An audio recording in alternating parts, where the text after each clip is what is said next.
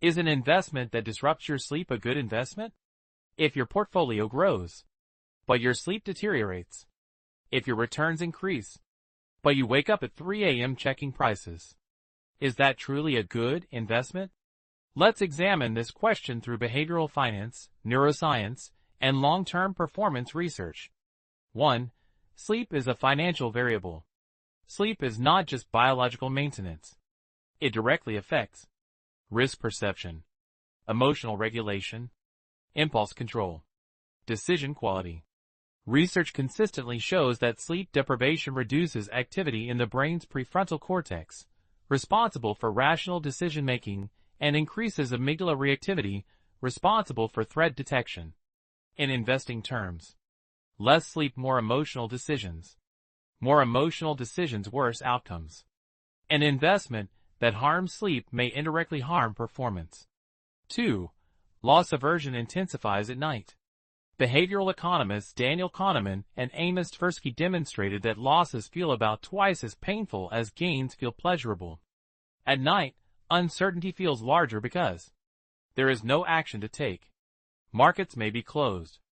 Control feels limited. When risk exposure exceeds psychological comfort, the mind rehearses worst-case scenarios. If volatility keeps you awake, your nervous system is signaling misalignment. 3. Chronic stress reduces decision quality. Stress triggers cortisol release and heightened threat sensitivity. Under stress, decision-making shifts toward short-term survival mode, what Daniel Kahneman described as System 1 thinking. Reactive, fast, emotion-driven. Long-term investing requires System 2 thinking. Slow, analytical, probability-based. Sleep disruption strengthens the reactive system and weakens the rational system. This creates a dangerous feedback loop. 4. Emotional cost versus financial return. Traditional finance measures success in percentages, but a realistic evaluation should include financial return, emotional cost, sleep disruption, cognitive drain, stress spillover. An investment delivering 20% annually but producing chronic anxiety may be inferior to a stable 8 to 10% strategy you can follow calmly for decades. Because sustainability matters more than peak performance. 5. The identity factor. If an investment disrupts your sleep, ask, is the stress coming from excessive leverage, overconcentration, short-term speculation, identity attachment? When portfolio performance becomes tied to self-worth, volatility becomes personal. Instead of, the asset moved, it becomes, I might fail. Identity fusion magnifies nighttime anxiety.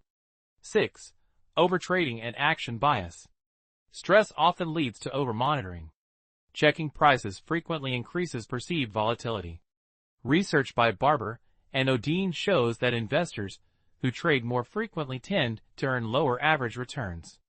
Sleep disruption, more monitoring. More monitoring, more action. More action, lower returns.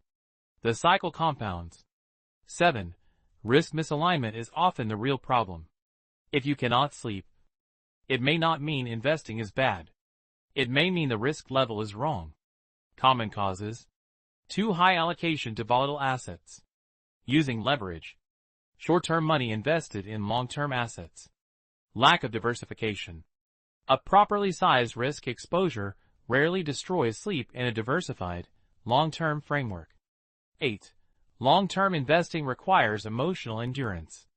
As argued by Burton Malkiel in A Random Walk Down Wall Street, markets contain substantial randomness in the short term. Volatility is normal, but emotional sustainability is essential. A strategy you cannot tolerate during downturns is not optimal, no matter its theoretical return. 9. Peace as a performance indicator. Sleep quality can function as a risk calibration signal. If you sleep well, your exposure likely matches your tolerance. Your time horizon aligns with your strategy. Your expectations are realistic. If you don't, your nervous system perceives danger. Your allocation may exceed comfort. Your strategy may not match your temperament. Peace is not weakness. It is psychological alignment. 10. So, is it a good investment? An investment that disrupts your sleep might still be profitable, but profitability alone does not define quality.